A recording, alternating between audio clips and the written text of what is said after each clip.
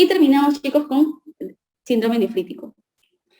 Entonces, aquí va a haber una lesión a nivel del glomérulo, una inflamación, lo que puede llevar a una disminución del filtrado o una proteinuria que no va a rango nefrótico, es decir, puede llegar hasta menos de 3.5, hematuria, azoemia, oligoanuria y retención de agua y sal que finalmente lleva a edema hipertensión.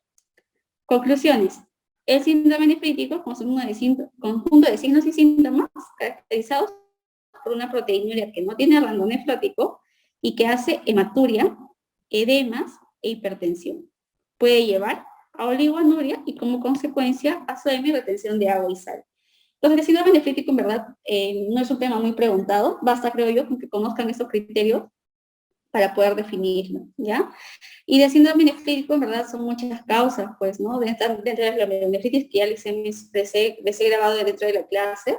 Una causa importante también es lupus, dentro de producción de síndrome nefrítico, ¿no? La postestreptocócica también que va con síndrome nefrítico, ¿no? Entonces, más que síndrome nefrítico, les van a preguntar síndrome nefrótico, ¿no? Pues es importante reconocer una u otra. Para nefrítico les he dicho, hematuria, edemas, hipertensión, y tienden a ser falla renal. O una proteinuria que no llega, es decir, a menos de 3.5 gramos, ¿no? A diferencia del nefrótico. Claro, en un síndrome nefrítico puede haber disminución de complemento, porque el síndrome nefrítico, como les digo, se da, por ejemplo, en la postestreptocócica, y la postestreptocócica hace disminución de complemento, aunque poco tiempo, pero lo hace, entonces sí puede ir. Ahora, claro, el tratamiento de síndrome nefrítico va a depender de la causa, ¿ya? Entonces, uno dentro de todas esas, por ejemplo, si es un síndrome nefrítico por postestreptocócica, tu tratamiento será dar antibióticos, ¿no? Lo otro, la hipertensión arterial, obviamente tienes que dar antihipertensivos. ¿Qué antihipertensivo vas a utilizar?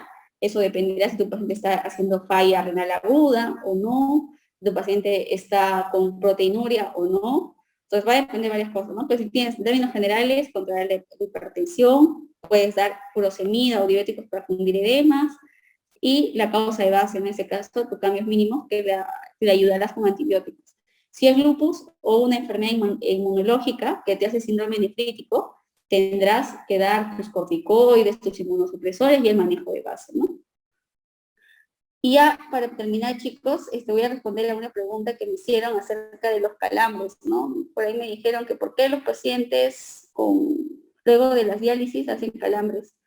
Bueno, ese es un tema de especialidad, chicos. Los pacientes que hacen diálisis y luego tienen calambres, es porque dentro de la diálisis se produce un síndrome denominado síndrome de desequilibrio, ¿ya? Y esto a veces sucede cuando en la diálisis se baja, digamos, los niveles de urea de manera un poco abrupta.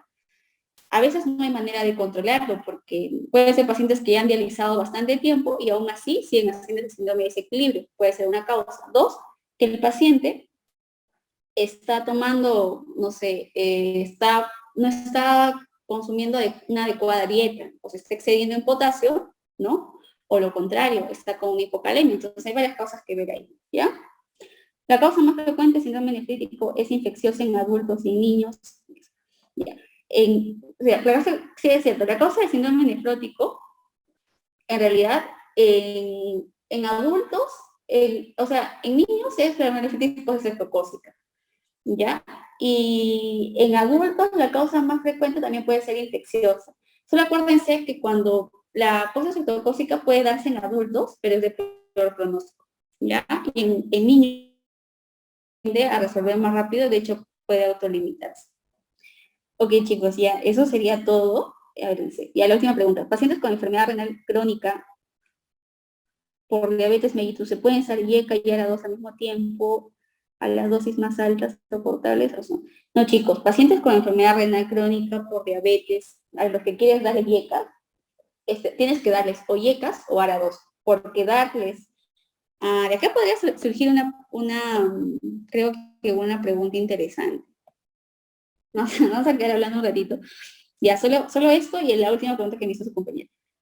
Cuando tú das YECAS o ARA2, en teoría podrías mejorar, ¿no? Mejorar, digamos, ese efecto antiproteinúrico o ese efecto antihipertensivo, pero no. Se ha visto que también bajar la presión, porque te va a bajar mucho la presión, es malograr ese mecanismo tanto de compensación renal y puedes hacerle más daño al paciente que beneficio. Eso ya está súper estudiado, ¿ya? Solo hay una enfermedad en la cual se ha demostrado que podría ser beneficioso, y es en nefropatía por IgA. Entonces, no creo que eso les pregunten nunca, porque en verdad es muy controversial, pero es la única enfermedad en nefropatía por inmunoglobulina A en la cual podrían asociar IECAS más ARA2, ¿ya? Pero solo para que lo tengan como dato curioso. Pero el síndrome de Berger, es la nefropatía mesangial o por IgA. Ahora, me dicen, explica por favor tratamiento de insuficiencia renal aguda, eso ofertó. Chicos, es que como les dije, insuficiencia renal aguda, el manejo es tratar la causa de base. Si tu causa es prerrenal, ¿qué tendrás que hacer? Hidratar a tu paciente. Pero siempre viendo, esto ya no les van a preguntar, bueno, creo que sí podrían preguntarles, a ver. Si es prerrenal a tu paciente, lo tienes que hidratar, ¿no? Pero siempre con criterio. Si te dicen que tu paciente está deshidratado, no orina, no tiene edemas, mucosas orales secas, incremento de creatinina y de urea, sí tienes que hidratarlo, porque por más que no orine, de hecho puede ser la causa de tu, o sea, puede resolverte el cuadro, hidratarlo. ¿Y con qué lo hidratas? Con cloruro de sodio 9%. O sea, cloruro fisiológico, suelo fisiológico es esto. Caso contrario, paciente, eso lo vamos a ver, van a ver que se va a hacer más fácil cuando describamos casos clínicos. Si viene tu paciente ya sobrehidratado, es decir, el paciente está con edemas, ¿no? Fuera de esos edemas, no tolera el decúbito, o sea, tú lo echas y se ahoga, ¿no? Entonces tiene que estar sentado todo el tiempo. Hay estertores en ambos campos pulmonares, y encima tu paciente no está orinando, ¿tú le vas a poner más líquido? No, pues, ¿no?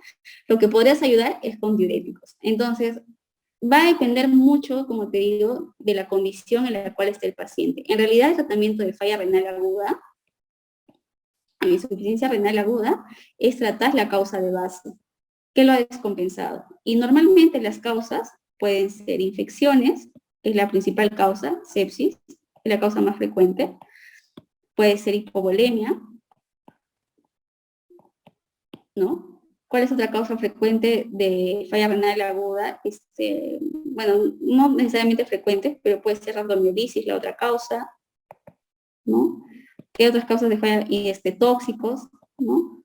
Entonces, tú tienes que primero identificar cuál ha sido la causa de tu falla renal aguda. Si tu problema es la sepsis, ¿cuál será el manejo de falla renal aguda? El manejo de la sepsis. ¿Y cómo manejo la sepsis? Antibióticos, hidratación, etcétera, ¿no? Entonces, das todo tu manejo de sepsis. Si es hipovolemia, encima veo una anemia severa con hemoglobina en 4, ¿qué tendrás que hacer? Transfundirle, y probablemente con eso resuelva tu falla renal aguda. Si es rabdomiolisis o cuando son esos problemas de pigmentos, generalmente aquí el manejo también es hidratación, ¿ya? Hidratación, y en últimos términos entran a diálisis. Y si son tóxicos, también generalmente van a diálisis, ¿no? Entonces, en realidad, chicos, no es como de primera instancia, ¿no? Obviamente van a tratar primero de resolver lo que va consigo, o sea.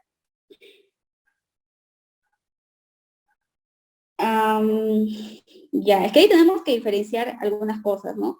Si les viene el examen de salud, dice, la primera causa de insuficiencia renal aguda es sepsis y no hipovolemia, ya. Es que ahí va a depender cómo te pregunta, pero ya, quédense con que la primera causa de insuficiencia renal aguda es prerrenal, ¿ya? Quédense con esto.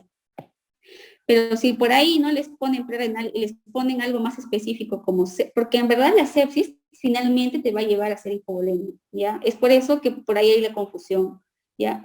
Pero tú sabes que un paciente con cuadro séptico va a terminar en shock séptico.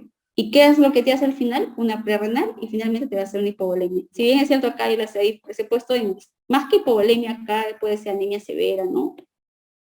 O shock hipovolémico por otra causa. Pero si es shock séptico, otra cosa, finalmente te está hablando de una causa prerrenal.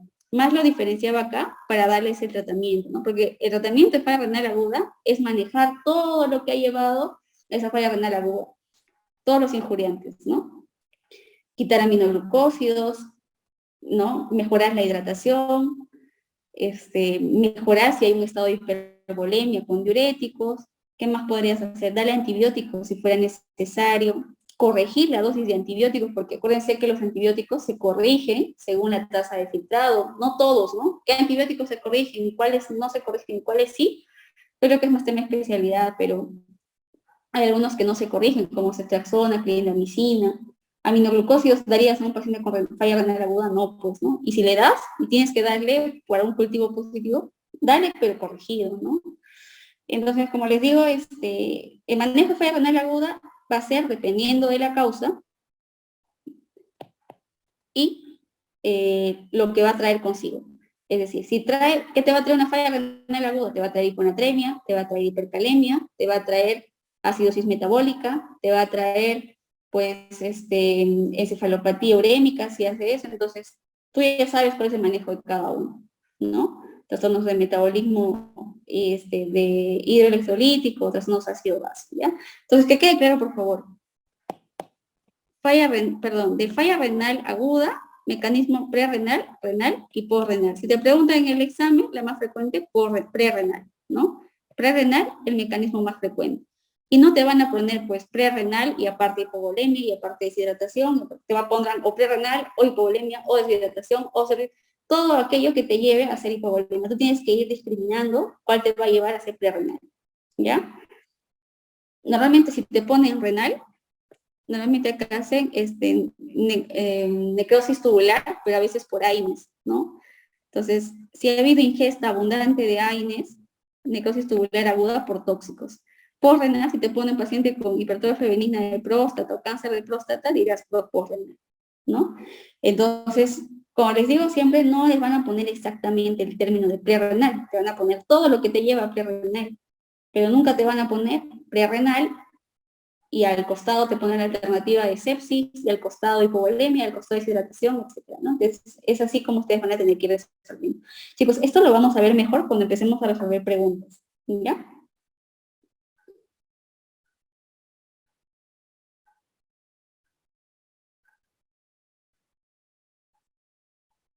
Mira, sí, a veces hay preguntas un poco ambiguas en cuanto a que si te ponen, ¿no? Prerrenal y sepsis, pero en realidad esos exámenes, bueno, con esas preguntas ya no, tendría que conversar con quien lo ha planteado para ver su punto de vista, pero como te digo, sepsis, ¿no? Estaría dentro de las de prerrenal.